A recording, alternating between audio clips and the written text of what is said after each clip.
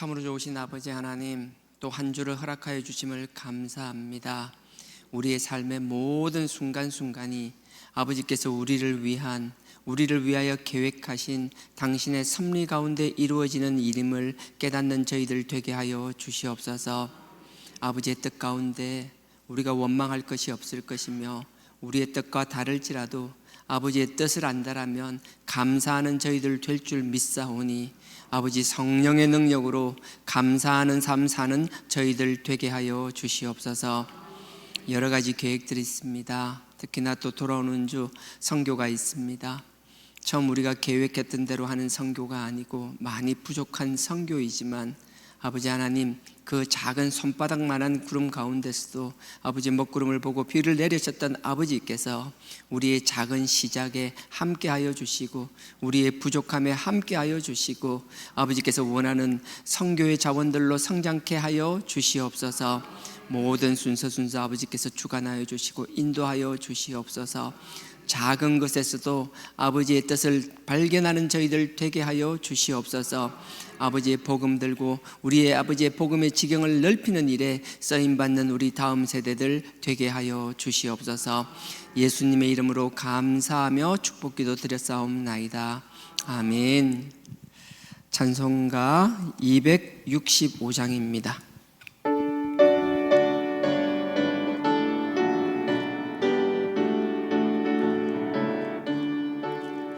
옳은 길 따르라 의의 길을, 세계 만민이 의의 길, 이 길 따라서 살 길을 온 세계에 전하세.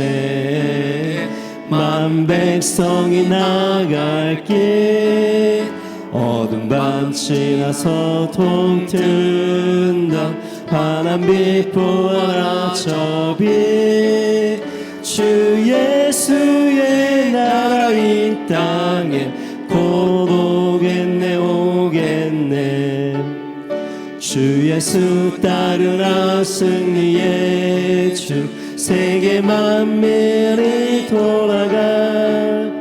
길과 진리요 참 생명, 내 창검을 부수고 다 따르라 화평왕. 어두운 밤 지나서 동튼다.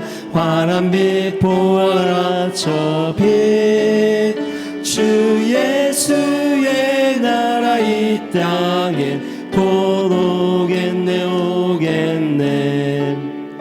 놀라운 이 소식 알리어라. 세계 만민을 구하려 내 주 예수를 보내신 참 사랑의 하나님. 만 백성이 따를 길, 어두운 밤 지나서 동튼다. 환한 빛 보아라 저 빛, 주 예수의 나라 이 땅에 곧 오겠네 오겠네. 고난길 헤치고 찾아온 길, 많은 백성을 구한 길, 모두 나와서 믿어라. 온 세상이 마침내 이 진리 살겠네. 어두운 밤 지나서 동튼다.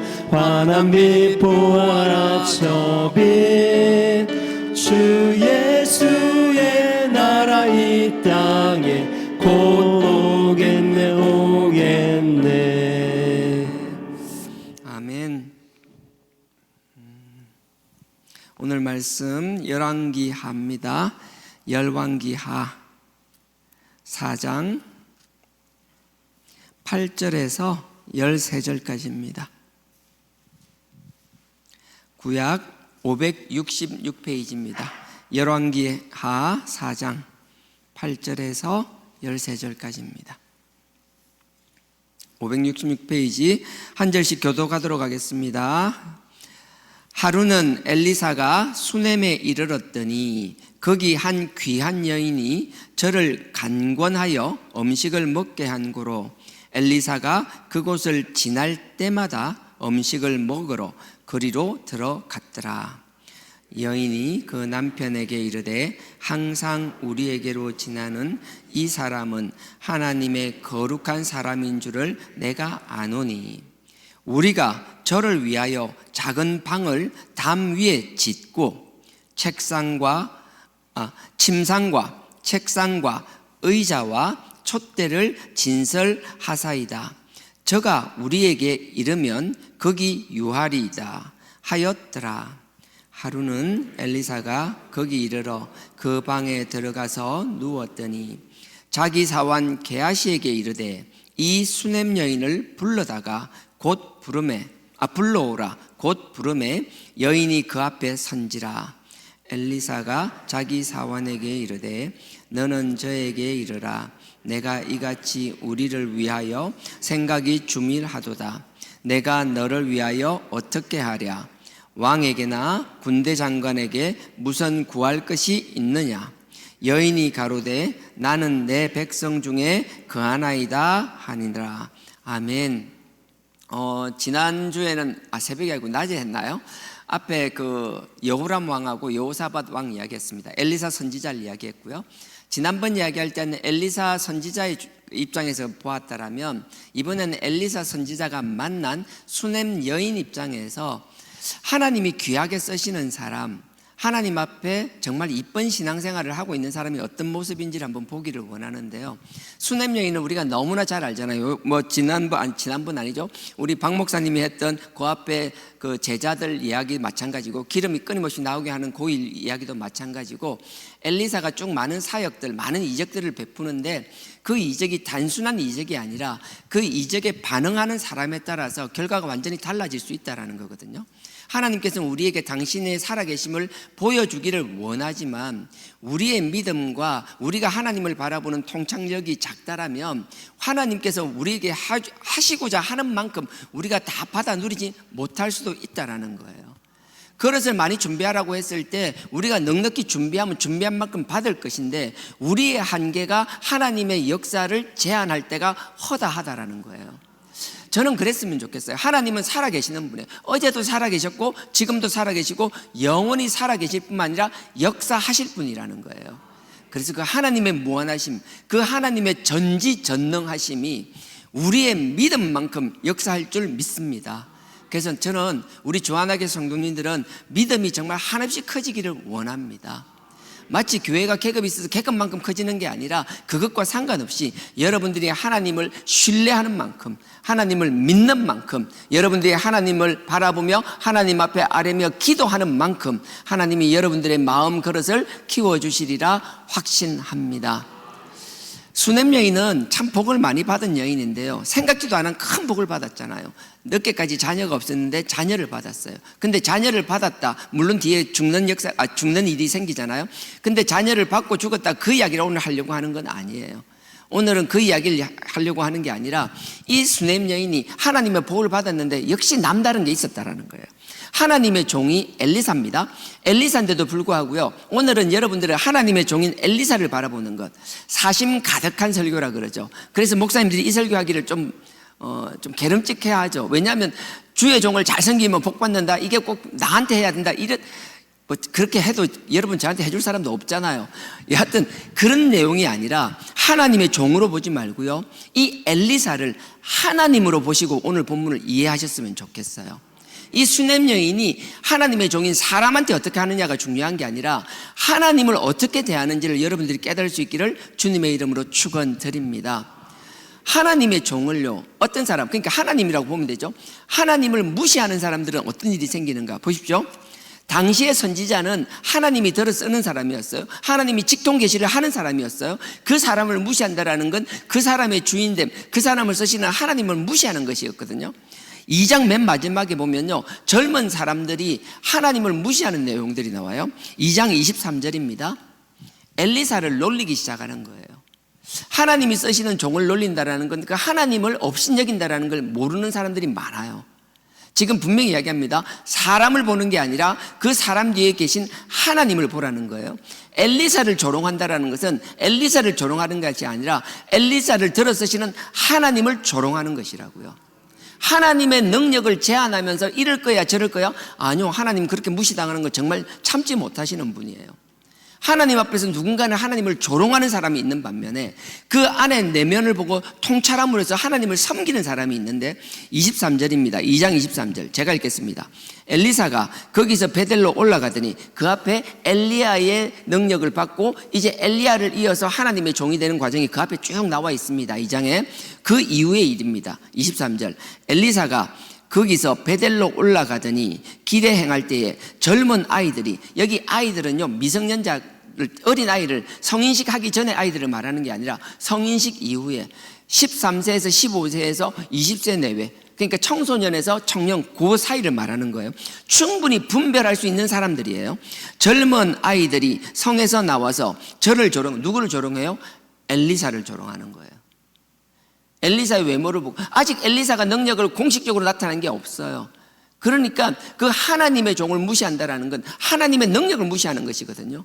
하나님의 종은 사람으로 보는 것이 아니라 그 사람이 하나님이 쓰실 때는, 지금도 마찬가지예요. 하나님의 선지자나 선견자처럼은 아니지만 기도 가운데 하나님이 주신 사명을 감당하기 위하여 하나님께서 교회 내 질서를 세우고 그 질서 가운데 하나님의 일을 수종들면서 하나님의 사명을 감당하는 과정에 있다라면 그 일을 맡은 사람은 그게 목사가 되었던 집사님이 되었던 권사님이 되었던 평신도 누가 되었던 일반 집사님이든 청년이든 그 사람을 보는 것이 아니라 그 사명을 감당케 하신 하나님을 볼 수 있어야만 된다라는 거예요.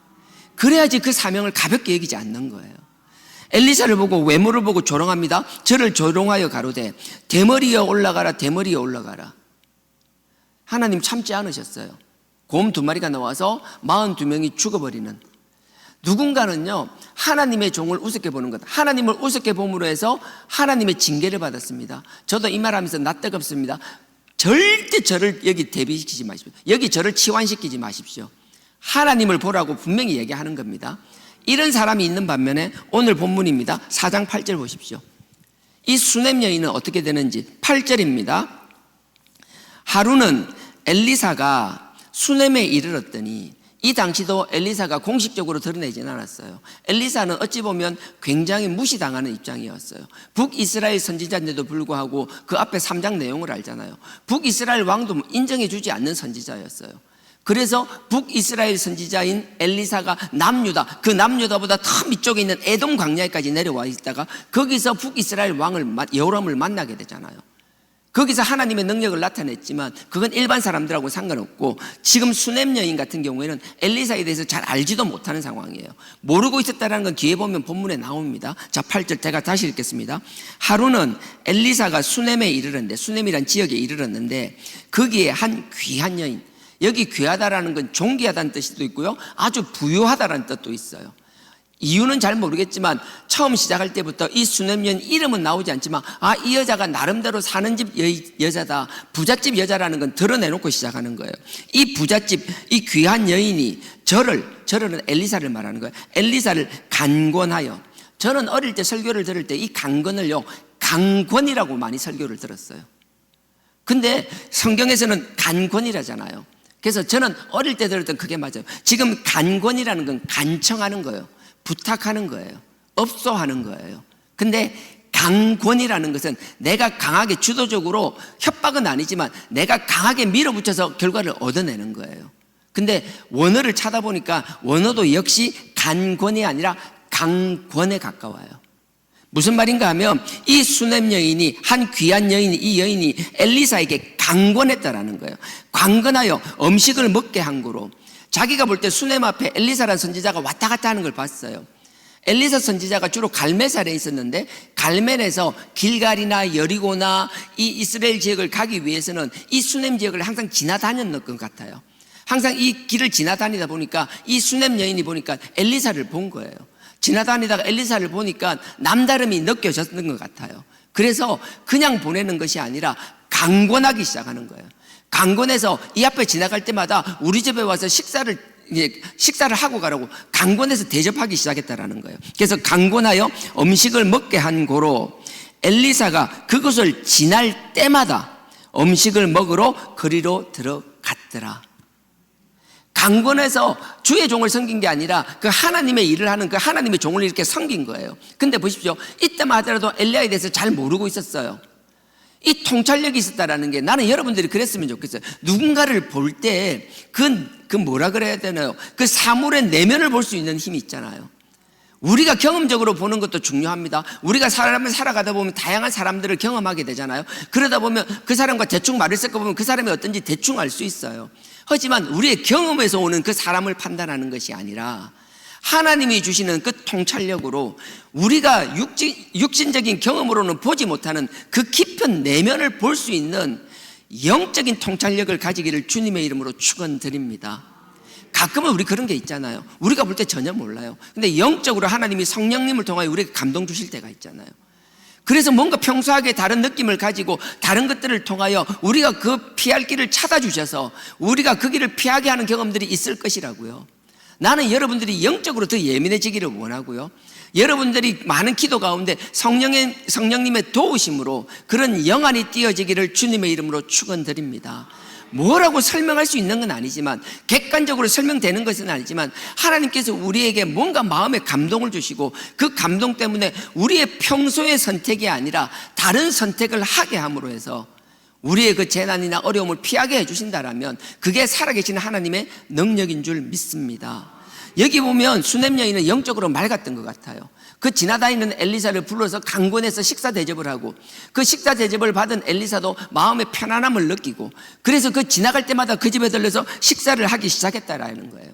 그러면 그 엘리사가 일주일에 한 번씩 그 길 지나가는 것 아니잖아요.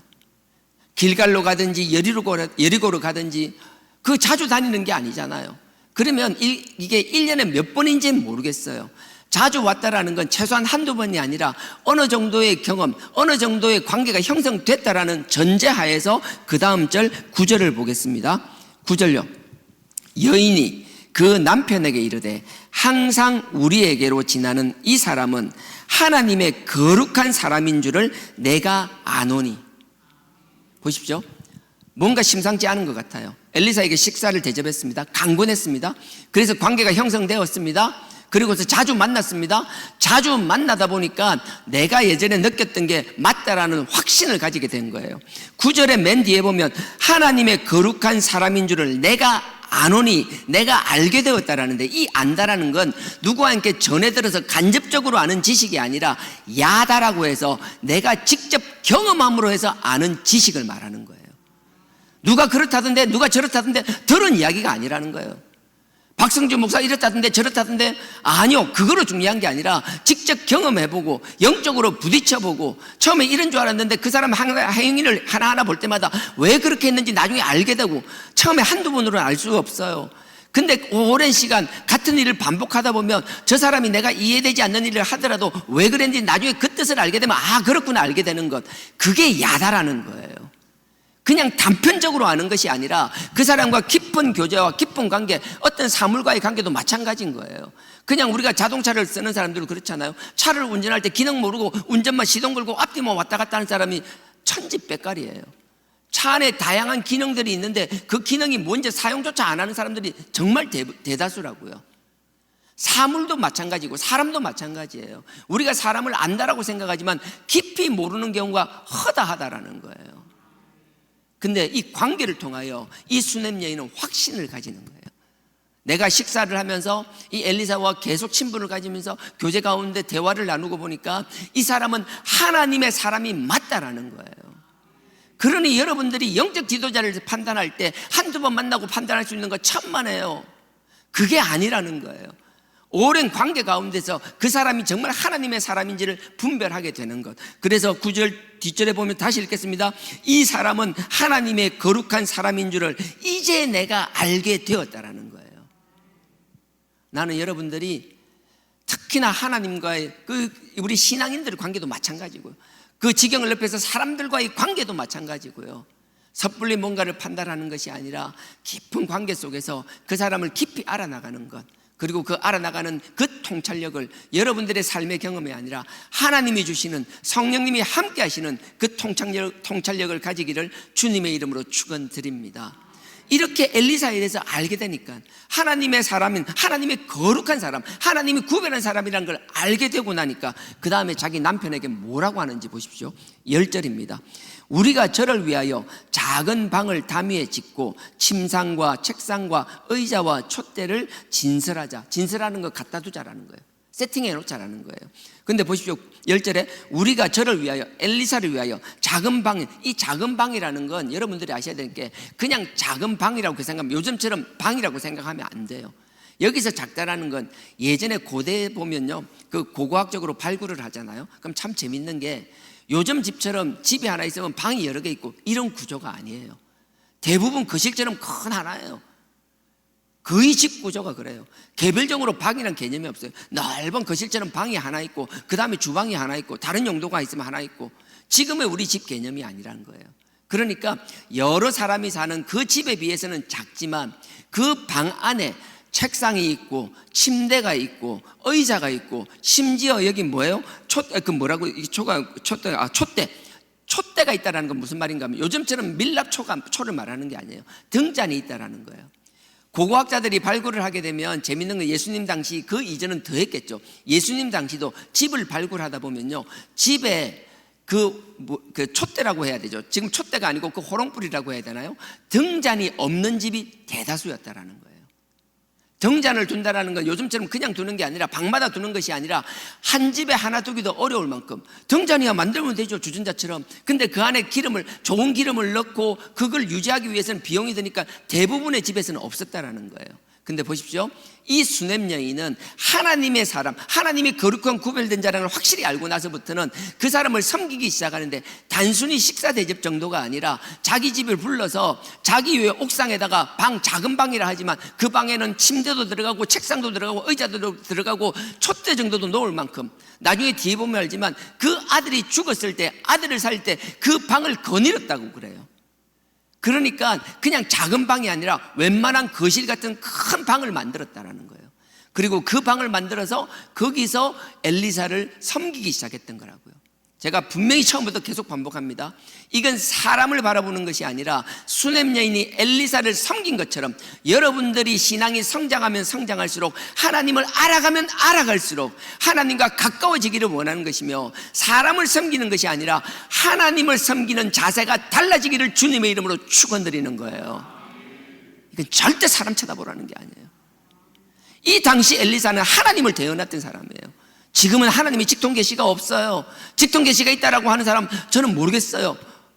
뭐 가끔은 하나님이 음성을 들려주실지 모르겠지만 매번 할 때마다 하나님 다 얘기한다, 모르겠어요. 있을 수는 있겠죠. 또 그런 사람이 있다면 또 거기에 대해서 대접을 해드려야겠죠. 하지만 저는 지금 그런 경험을 해본 적이 없기 때문에, 제가 주위에서 솔직히 그런 사람을 본 적이 없기 때문에, 지금은 그 구약에서 말하는 것처럼 이 상황으로 절대로 이 상황을 치환해서는 안 될 줄 믿습니다. 조심하십시오. 한번 사람 하나님이 들은 종이라도 하나님이 쓰시는 동안 종인 것이지, 하나님이 영을 거두어 버린다든지 하나님이 용도가 다 찼을 때는 더 이상 그게 하나님과 같은 사람이 될 수가 없다라는 사실. 근데 지금 그런 일들이 얼마나 많아요. 지금 뭐 신천지뿐만 아니라 어머니 하나님뿐만 아니라 뭐 통일교뿐만 아니라 큰 것만 그랬지 얼마나 그런 것들이 많은 줄 아세요? 얼마 전에도 제가 한번 친구가 보내준 거 보니까, 야, 너가 목사들 꼬라지 또 이런 데 또 하나 뭐 보내왔더라고요. 사람을 끊임없이 세뇌시키고 끊임없이 사람을 하나님과 사람을 하나님 자리에 놓는 것이 얼마나 위험한 줄 아세요? 우리는 영적으로 깨어 있어서 그런 속임수에 넘어가는 사람이 한 사람도 없기를 주님의 이름으로 축원드립니다. 보십시오. 엘리사를 섬길 때 이 수넴 여인의 마음은요, 마태복음 7장에서 나오는 거하고 똑같아요. 거짓 선지자를 바라볼 때 어떻게 바라보는지가 마태복음 7장에 나오잖아요. 이거 하나 끼워놓고 마태복음 7장 15절 갔다 오겠습니다. 16절에요, 열매로 보라고 그랬어요. 수냄 여인은 너무나 지혜로운 사람이에요. 한 번에 자기의 판단을 믿는 것이 아니라 내가 그런 사람이 보이면 그런 사람과 계속 깊은 교제를 통하여 하나님이 거룩하게 쓰시는 사람임을 확신했다라면, 그러고 나서 그 사람을 위하여 책상을 놓았다라는 게 뭐예요? 끊임없이 하나님의 말씀을 볼 수 있게 하는 뿐만 아니라 저녁에도 하나님과의 관계를 유지하게끔 배려하는 것. 그래서 여러분들이 이 교회를 바라볼 때 그냥 단순히 이 물리적인 이 교회 건물만 바라보는 것이 아니라 하나님께 영광 돌리기 위하여 우리 주하나 교회가 지금 뭔가 톱니바퀴처럼 탁탁 맞게 돌아가야 되는데 부족한 것이 있다라면, 이빨이 빠진 것이 있다라면 여러분들이 그것을 보는 눈이 생기기를 원하는 것이며, 그게 보이고 그걸 깨달았다라면 누군가 하겠지가 아니라 여러분들이 그 공간을 채워나가기를 간절히 부탁드리는 거라고요. 마태복음 7장요 7장 15절요 제가 읽겠습니다. 마태복음 7장 15절. 거짓 선지자들을 삼가하라. 양의 옷을 입고 너희에게 나아오나 속에는 노략질하는 일이라. 여러분들 저 잘 보셔야 된다고요. 아이고 뭐 막 웃고 성품 좋고 막 양 같은데 천만에요. 제가 일일 수 있다라는 거예요. 날카로운 발톱, 날카로운 이빨을 숨기고 있을 수 있는 거예요. 16절 보십시오. 그의 열매로 그들을 알지니. 제 말로 저 판단하지 마십시오. 결국 제 열매가 무엇이 열리는지를 보십시오. 여러분들이 이해되지 않는 행동을 하더라도 왜 그렇게 하는지 나중에라도 열매를 보면 알 수 있는 것이라고요. 막 포장을 하더라도 열매를 보면서 열매는 속일 수가 없는 것이라고요. 의도는 속일 수 있지만 열매는 속일 수 없다라는 것. 그의 16절요. 그의 열매로 그들을 알지니 가시나무에서 포도를 또는 엉겅퀴에서 무화과를 따겠느냐. 이와 같이 좋은 나무마다 아름다운 열매를 맺고 못된 나무가 나쁜 열매를 맺나니. 18절요. 좋은 나무가 나쁜 열매를 맺을 수 없고 못된 나무가 아름다운 열매를 맺을 수 없느니라. 19절요. 아름다운 열매를 맺지 아니하는 나무마다 찍혀서 불에 던지우느니라. 결국 하나님도 저를 그렇게 판단하실 것이고요. 우리도 영적으로 이렇게 깨어있기를 주님의 이름으로 축원드립니다. 다시 돌아가겠습니다. 열왕기하 4장요 10절에 보면 이렇게 방을 만들어서 자기 남편과 함께 하나님을 섬기는 일에 최선을 다했다라는 거예요. 또 한 가지는요, 결국은 이 일 때문에 자기는 생각지도 않은 선물을 받게 되었어요. 13절에 보면 이런 말이 있습니다. 열왕기하 4장 13절에요. 엘리사가 자기 사환에게, 게하시를 말하겠죠. 사환에게 이르되 니는 빨리 가가지고 저기에 가서 네가 이같이 우리를 위하여 내가 잘못했네요. 12절부터 읽어야 되겠네. 자, 자기 사환 게하시에게 이르되 이 수냄 여인을 불러오라. 곧 부름에 여인이 그 앞에 선지라. 게하시를 통하여 수냄 여인을 불러온 거예요. 자, 그리고 나서 이제 13절입니다. 엘리사가 자기 사환에게 이르되 너는 저에게 이르라. 그 수냄 여인이 왔는데 그 수냄 여인에게 직접 이야기하지 않고요, 게하시에게 말을 전달시키는 거예요. 자, 전달시키는 겁니다. 저에게 이르라. 너가 이같이 우리를 위하여 생각이 주밀하도다. 주밀이 뭔가 하면요, 아주 세밀한 배려를 이야기하는 거예요. 이 수냄 여인은 그 엘리사를 위하여 배려를 그냥 배려가 아니라 아주 세밀한 배려. 그래서 개역 개정에는 이 주밀을 세밀한 배려라고 번역되어 있어요. 할 수 있는 최선을 다한 배려를 해준 거예요. 엘리사 입장에서 참 그게 감동이 되었나 봐요. 나는 여러분들이 누군가에게 뭔가를 베풀 때는 사람을 감동시킬 수 있기를 주님의 이름으로 축원드립니다. 똑같은 걸 하고도 욕 듣는 사람이 있고요, 뭔가를 하고 나서 그 사람을 감동시키는 사람이 있어요. 그거는 어떤 물건이 아니라 마음이거든요. 나는 여러분들, 저도 그게 잘 안 되지만 우리가 뭔가를 할 때는 그 뭔가 하는 행위뿐만 아니라 보이지 않는 우리의 마음이 담길 수 있도록 그렇게 노력을 해와야 되는 거라고요. 그게 하루 이틀에 되는 게 아니에요. 누군가는 똑같은 걸 하는데 따뜻하게 느껴지는 사람이 있는 반면에 누군가는 똑같은 걸 하는데 왠지 마음이 안 가는 게 있더라고요. 그거는 이유가 없어요. 그 사람이 마음을 담지 못하기 때문에. 누군가 그런 이야기 하더라고요. 뭔가 팔 때 그 물건을 팔기 위하여 그 물건에 대해서 사랑을 가지고 그 매장을 사랑하고 그 와서 매장을 닦을 때마다 항상 기도하면서 감사하는 마음으로 하고, 똑같은 물건인데도 사는 사람 마음이 달라지는 걸 경험했다는 간증을 제가 들었었거든요. 세상의 물건도 그런데 하물며 우리가 영적으로 살아나가는 데 있어서는 더더욱 그럴 거라고 확신합니다. 그러니 단순한 행동이 아니라 우리 마음을, 우리의 따뜻한 마음을 전달할 수 있는 것, 그 마음 가운데 어떤 일이 생겨요? 이 엘리사가 너무 감사한 거예요. 그러니까 뒤에 묻지도 않았는데 뭐 해줄까 자꾸 물어보는 거예요. 왕에게 뭐 부탁해줄까? 군대 장관에게 부탁해줄까? 이 말이 무슨, 이 여인이 그냥 단순한 가정집이 아니라 그 지역에서는 큰 유지였다라는 거예요. 그러니까 너 필요한 거 없어? 왕한테 뭐 부탁해줄까? 군대 장관한테 뭐 부탁해줄까?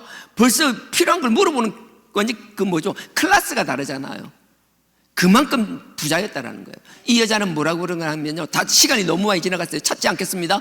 다 필요 없다고. 나는 그냥 백성 중에서 평범하게 이대로 있는 게 감사합니다. 그러니까 엘리사가 게하시에게 물어보는 거예요. 야, 여기 뭐 더 필요한 거 없어? 그러니까 게하시가 뭘 이야기하는가 하면, 여기는 이 여인은 아들이 없다라고, 남편은 나이가 많다라고, 아들이 없다. 그러니까 이 게하시에게 그 말을 듣고 나서 이 엘리사가 이 여인을 다시 불러서 뭐라 그러는 거면, 내년 이맘때가 되면 네가 아들을 낳을 것이라고 말씀해 주시는 것이라고요.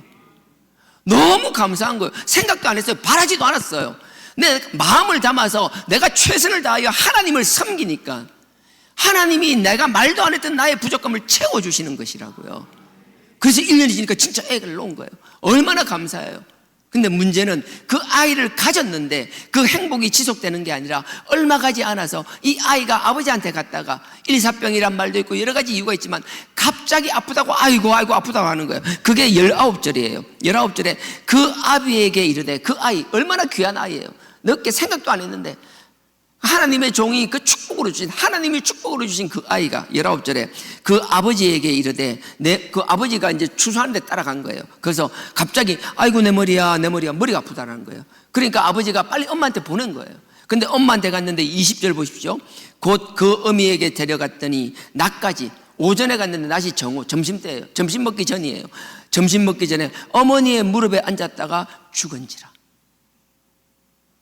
생각지도 않은 그 선물을 받았는데 생각지도 않은 방법으로 죽어버렸다는 거예요. 근데 하나님 앞에 이 하나님을 보는 통찰력을 가진 사람은 하나님이 주신 것도 감사하지만 하나님이 빼앗아 가신 것도 요동치 않는다라는 거예요. 말은 쉽죠. 이 정말 쉬운 게 아니에요. 그래서 이걸 배우길 원하는 거예요. 내가 할 수 없는 불가항력적인 것, 내가 할 수 있는 능력을 넘어서는 일이 생겼을 때 우리는 우왕좌왕하고 있는 것이 아니라 그때일수록 우리는 더 본질을 바라보며 하나님을 바라볼 수 있어야 된다는 거예요. 우리가 정말 긴박할 때, 정말 급할 때는 하나님을 찾아야 되는데 하나님을 찾지 않는 경우가 허다한 거예요. 이 여인은 보십시오. 그리고 나서 남편에게도 이야기하지 않습니다. 그 아이를, 그냥 죽은 아이를, 그 하나님의 종이 있던 그 침상 위에 아이를 올려놓고 나서 자기 남편에게 이야기해서 나귀와 종을 부탁하고 그 나귀를 타고 급히 갈멜산으로 가는 거예요. 어떤 사람은 직선거리가 뭐 20km, 25km 모르겠어요. 재보지는 않았지만 어쨌든 한나절 한 5시간 가면 갈 수 있는 거리에 엘리사가 있었어요. 보십시오. 우리가 두 번째 배워야 될 것, 이 여인에게 그 가는 길에 다른 것을 쳐다보지 않아요. 내가 하나님을 만나야 될 것 같으면, 하나님에게 집중해야 될 것 같으면, 집중해야만 되는 상황이라면 다른 것에 흔들리지 않는 것. 곧장 직진 본능이에요. 그냥 직진 본능. 그냥 갑니다. 갈멜로로 엘리사에게 갑니다. 가는데 어떻게 해요? 그걸 오고 나서 엘리사가 보고 게하시를 내보냅니다. 그게 26절입니다 가서 맞으라고 보낸 거예요. 26절. 너는 이거 게하시를 말하는 거예요. 너는 달려가서 저를, 그 수넴 여인을 맞아 이르기를, 너는 평안하냐? 내 남편이 평안하냐? 네 아이가 평안하냐? 하였더니 그 게하시가 그 여인을 만났어요. 만나고 나서 뭐예요? 너 괜찮아? 너 평안해? 남편은 잘 있어? 아이는 잘 있어? 물어보면 이야기해야 되잖아. 아이가 잘 있는 게 아니잖아. 죽었잖아요.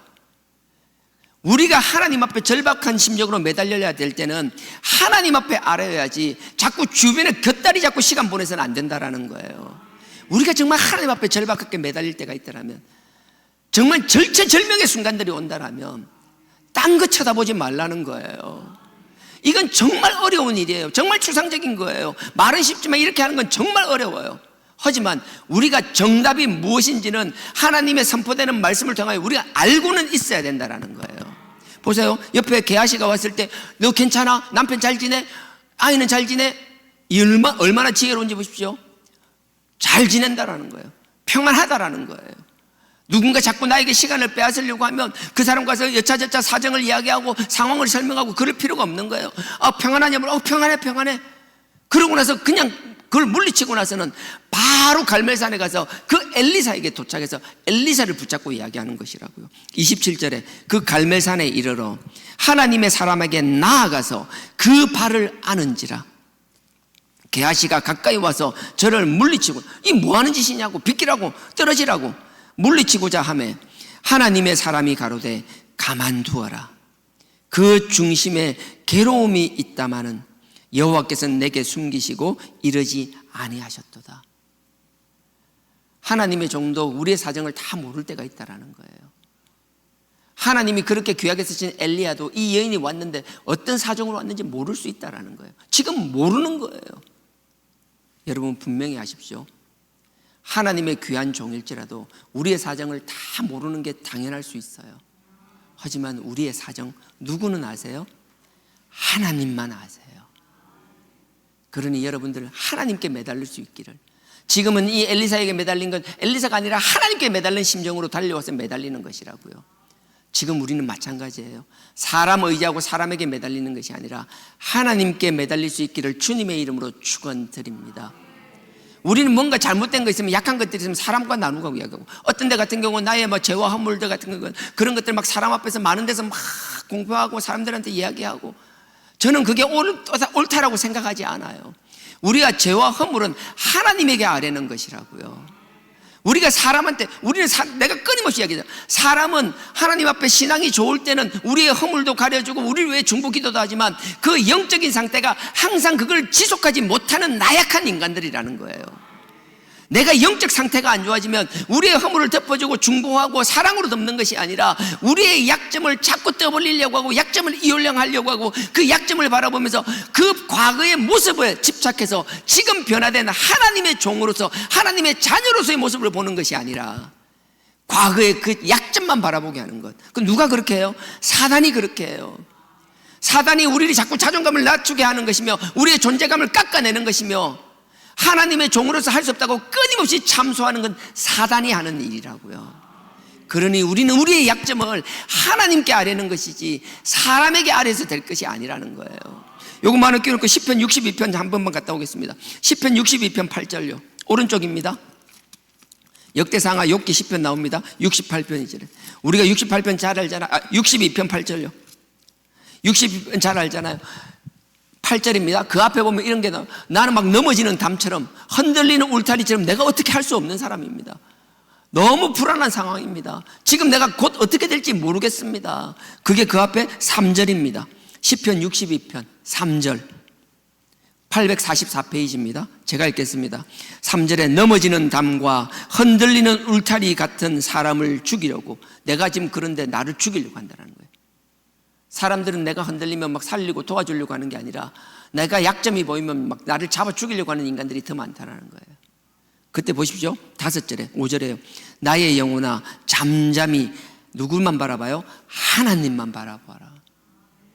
그러면서 이야기하는, 그러면서 8절에 백성들아 시시로 언제든지 항상, 백성들아 항상 저를 하나님을 의지하고 그 앞에 너의 마음을, 너의 답답한 심정을 다 토해내라. 우린 사람에게 우리의 약점을 이야기하는 것이 아니라 하나님 앞에 우리의 약점을 이야기해야 되는 거예요. 하나님 앞에 우리의 답답한 심정을 다 토해낼 수 있어야 되는 것이에요.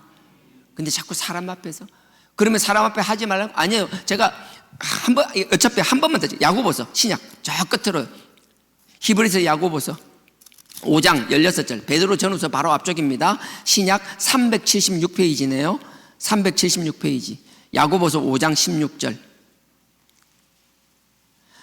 야고보서 5장 16절을 어떤 사람들은 오해해가지고, 봐라 여기 보니까 죄를 서로 고하라 했잖아, 그러니까 죄를 막 사람들 앞에 공개적으로 얘기해야 되지, 그렇게 이야기하는 분들이 있는데요, 저는 전혀 동의하지 못해요. 5장 16절입니다. 야고보서 5장 16절 제가 읽겠습니다. 이러므로 너희 죄를 서로 고하며 병 낫기 위하여 서로 기도하라. 여기서요, 너희 죄를 서로 고한다라는 것은요, 내가 그 사람에게 뭔가 잘못한 게 있으면 그 사람 앞에 내 죄를 고백하라는 거예요. 그 사람 앞에 나의 잘못된 걸 고백하고 용서를 받으라는 거예요. 내가 누군가에게 잘못한 게 있고 피해가 준 게 있다면 이건 속죄제와 더불어 있는 속건제 개념이라는 거예요. 하나님과의 관계를 해결하는 것도 있지만 뭔가 사람한테 미안한 사람이 있으면 그 사람한테 미안하다고 얘기를 하고 내가 하나님과의 관계를 해결할 뿐만 아니라 수평적으로 그 사람과의 관계도 회복하라는 거라고요. 이게 뭔가 잘못된 사람, 근데 내가 개인이 아니라 공동체에게 잘못하는 경우도 있을 수 있잖아요. 저처럼 리더라면 내가 저의 판단 때문에, 저의 실수 때문에, 저의 죄와 허물 때문에 공동체에게 잘못하는 경우가 있잖아요. 그러면 내가 그 공동체에게 나의 잘못을 고백하고 용서를 빌어야 되죠. 그건 그 공동체와 관련이 있을 것인데 아무것도 없이 이걸 전부 아무데나 다 적용을 하니까, 다 일관적으로 적용하니까 내가 뭔가 허물과 죄가 있어도 그걸 알 필요도 없는 사람한테도 다 떠벌려야 되는 거고, 그렇게 해야만 된다라고 가르치는 것에 대해서는 저는 동의할 수 없다라는 거예요. 우리는 하나님 앞에 통하는 것이라고요. 잘못한 그 사람한테 죄를 용서하고 구하는 것이라고요. 이걸 너무나 분해서, 그래서 어떤 그 열매가 좋다라고, 그러니까 사람이 막 서로 축복해주고 좋다라고, 좋죠. 근데 그렇게 하는 내가 어디라고 말은 못하지만 거기 한번 내밀히 한번 들어가 보십시오. 그 좋은 점도 많지만 그렇게 자기의 죄와 허물을 막 이야기한 것 때문에 그 상처 때문에 잊혔던 상처가 다시 드러나고, 그것 때문에 거기서 견디지 못하고 서로 간에 막 손가락질하고 이런 마음에 죄를 끊임없이 짓게 되고, 사람을 함부로 판단하게 되고 정죄하게 되고, 그것 때문에 상처받고 다시 떠나는 사람들이 얼마나 많은지.